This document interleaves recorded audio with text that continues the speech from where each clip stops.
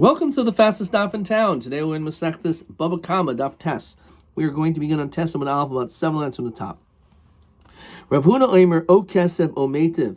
So when it comes to the dinim of damages, it's necessary that you must pay the best.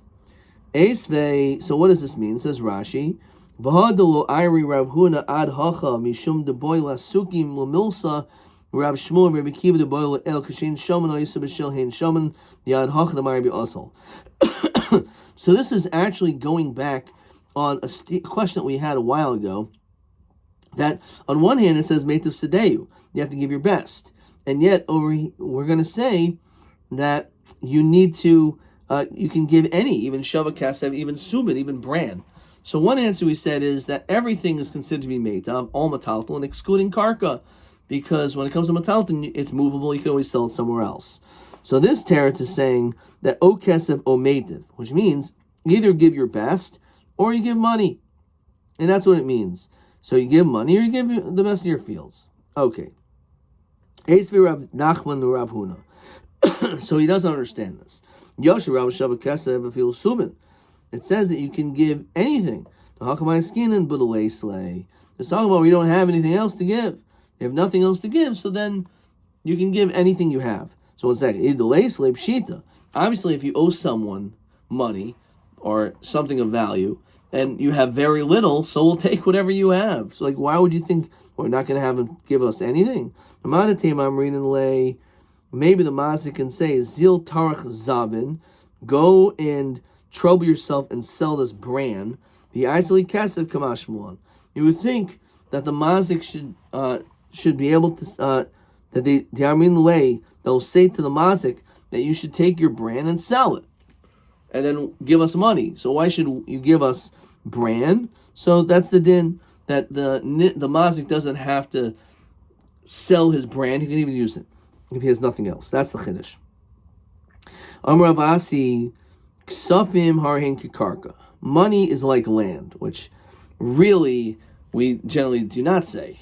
So my hilchah. So what is this referring to? Ilim linyan meitav, that you give the best. Says Rashi. If yeshel idius, if you even have good land, misalik b'kasev hibor, you can give him with money.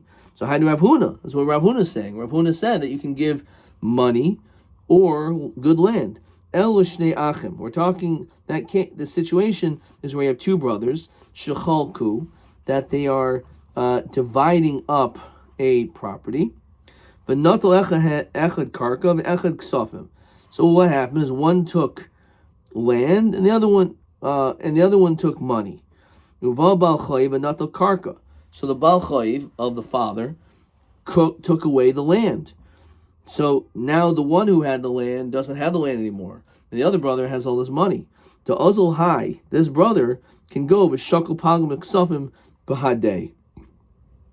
He's able to take half of the money, because he lost his land. So that's what it means, that karka is like kesef, that if the karka is taken away, then you can get back, get the Yerusha, half of the money. So pshita, hi bra b'hai la bra. This one is a son, or people in the English slang, bra, right? This is a son, this is not a bra, this is not a son. So obviously, you could the other way around. You took the land, that was your risk. I took money. If someone would have stolen that money, I won't take from your land. And therefore you took the land. So if someone takes the land, then you have no right to come to me. So you can say it the other way around. Maybe he should not be able to collect from the money, because the guy who took the money said, listen, I took a risk and you took a risk. So you lost. I could have lost also. You have two brothers that divide a property. And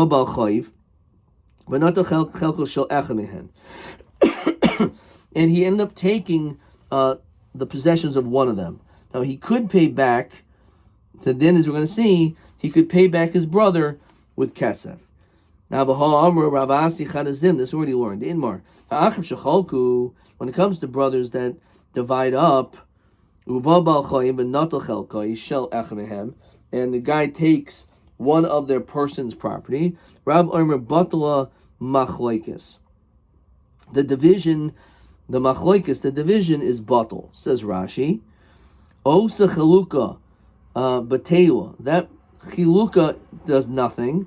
Whatever's left, they divide up. So we say that the original machlokas, the original division, doesn't count, and therefore we just look at whatever's left, and then you divide that up. Shmuel Omer Viter.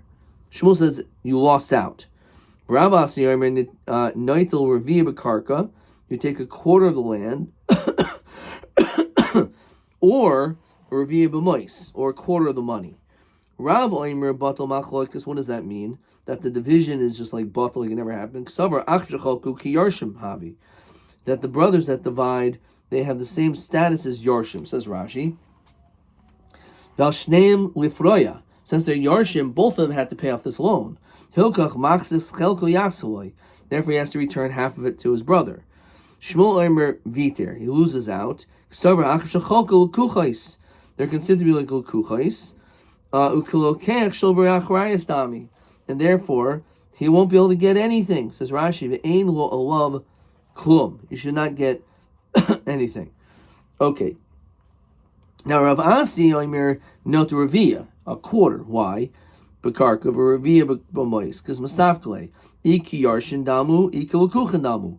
He is not sure what we hold like. Hilkach not Revia Bekarka or Revia b'mois. You can take a quarter of the land or a quarter of the money, because he's not sure. Should you get really nothing, or should you get split it in half? So therefore, we say, you know what, you get a quarter.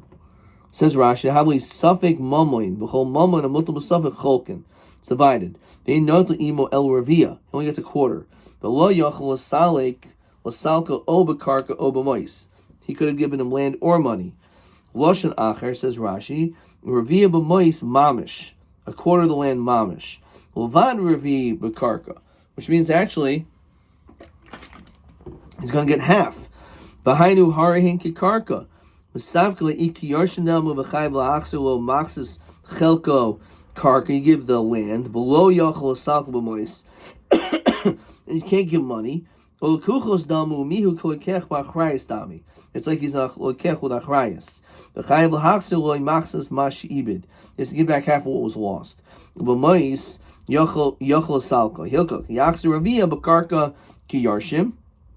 has a quarter of the land, like a Yarsh, or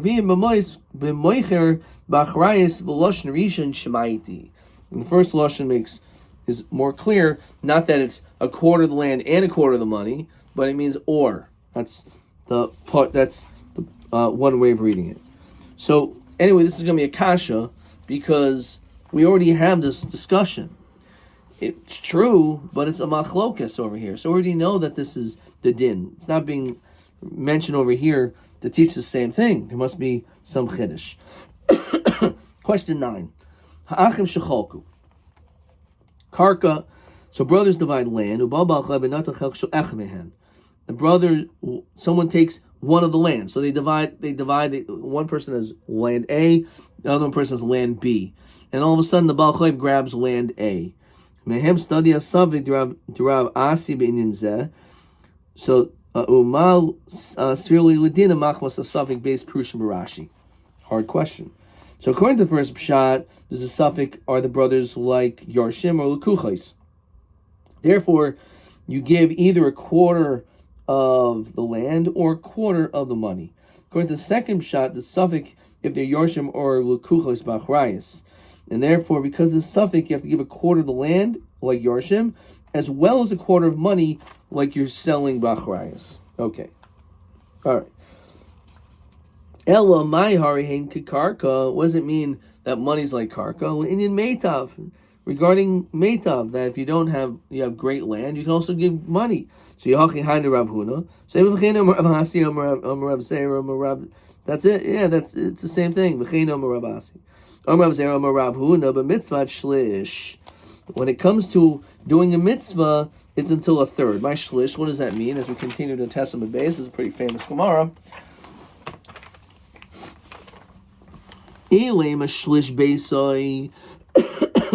That you're obligated to give up a third of the value of your house to buy a lulav or tzitzis or sefer Torah, el miyata. So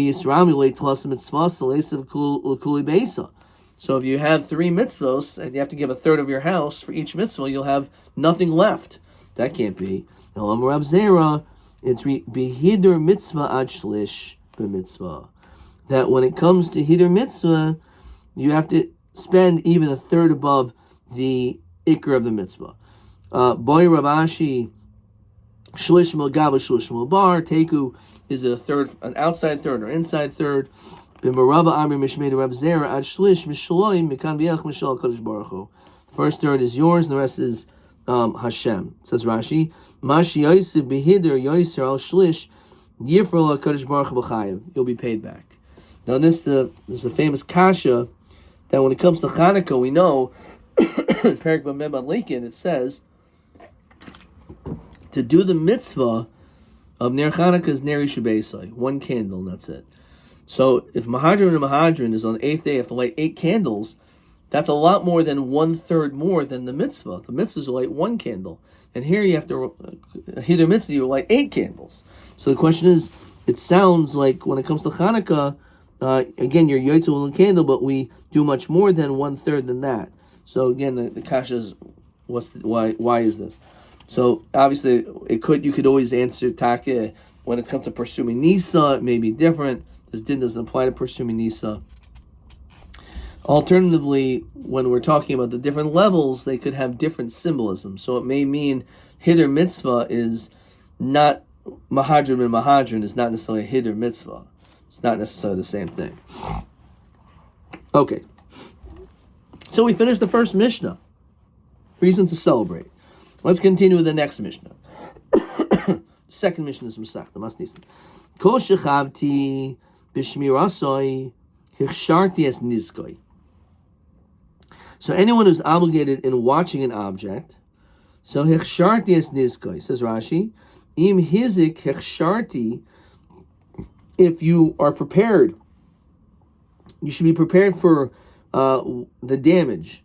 What does that mean? Shaloi shemarti v'yafe. You didn't watch it very well. Hichsharti b'mixis. Let's say there's a little bit of obligation of watching it. Nisko chavdi b'tashumi nizik k'shehechsher kol niskoi. We say that you're still going to have to pay the damages as though you were prepared for all of the damages. Okay. So Rashi says, "Hayichsharti udami leichsharti kama." This language of ichsharti is not the same as the first part of the Mishnah. Davade zimantihu. He's prepared. Klarmer im zimanti es mixas disko. If he prepared for half of the damages, ava bishul zimanti kulu. Even if he wasn't prepared for the whole thing, chavdi l'shalom is niskai. Kishikasher kol niskai, as though it's the whole thing. Kil zimantiv kulu. Okay, the Gemara is going to explain what it's talking about, and so that the beginning of this Mishnah is a shtickle cryptic, and then the Mishnah concludes. When it comes to possessions in which there is no din me'ilah, for example, says Rashi, im hizakti nechasim shein behen me'ilah. If someone did damage on something which there's no din me'ilah, it's not hektish, that's what we're referring to. Nechasim shehen shel b'nei bris. All these dinim have to do with, again, as opposed to hektish, as we said, because it says, Mishor Ehu, Floshel hektish. Nechasim shehen b'nei bris, excluding a nachri, which is not chayiv in b'nizkav. Nechasim hamyuchadim, designated, which Rashi says is excluding hefker. V'chol makoyim, in all places, chutz mishus hamyuchades l'mazik, with the exception of the rishus, which is designated to the mazik, because if that's where the mazik is supposed to be, so it's not his fault, right? The mazik, and someone, let's say, wanders into my private property and is damaged, so simply, he shouldn't be chayiv. So it ended the same way. Says Rashi, Chutz Rishus Hamyuchedes L'Mazik. Shem Nichnas Shor Shel Nizik Rishus Hamazik, V'Hiziku Shor Shel Mazik Potter. Dermuli Torah B'Rishusi, my boy. What is your ox doing in my property? So the fact that your ox wandered onto my property, I should not be held accountable. I should not be responsible for it. Okay. Says the Gemara. Tanaban. Kol shechavtim b'shmirasai techsharti es nizkoi. So that's the language of the Mishnah. Kate said, what exactly is he referring to? Let's say you have a shore, who bore shemas l'cher shad v'katan. Now you gave a cher shad v'katan. These people who are not b'nei das, a shore to watch. V'ziku chayv l'shalim. In that situation, you're chayv to pay, because after all, they're not responsible individuals that are able to watch something. Mash'en kain be'esh. Now, when it comes to fire, we'll have to see what that means. So, b'ma'askinan ilay b'beshor kosher ubor mechuse. Did you give him a tied-up ox and a pit which is closed? The kavasi gabi eish in your chayv still. The kavasi gabi eish kachelas. You gave him a coal that the only way that it's going to do damage is when you blow on it. So, why should you be chayiv when it comes to a shore and putter by eish? You should be maybe putter in both cases. El b'shor mutar bor megula. We're talking about, or you should be putter in both cases. It was all tied up. Let's say it was mutar, untied, ubor megula, or the pit was open, which makes sense why you're chayiv. The kavasi gabi eish shall heves. You gave them an actual torch to a cher shatav katan. So mashen kain be'eish to potter. You're telling me that if you give him a torch, you're potter. The only time we say this din is if he blows on it, coal. If you give this guy a cherish, a shaita, a katan, a shalhavas, and it does damage, you're going to be chayiv. My timer, the whole bar hazeka, because there's great likelihood it's going to do damage. So really we're talking about the guy did everything right. The ox was tied up and the pit was closed. So we're going to see why you can be chayiv in that case. The kavasi gabi ish, and when it comes to fire, you have a gachelas. You have a coal, and there you're going to be putter. Now, why when it comes to this ox in the pit, if it's closed up or it's tied, why should you be chayiv? Now, sure, darche lintuki, because even though it's tied up, an ox's way is to somehow to figure out how to get himself untied.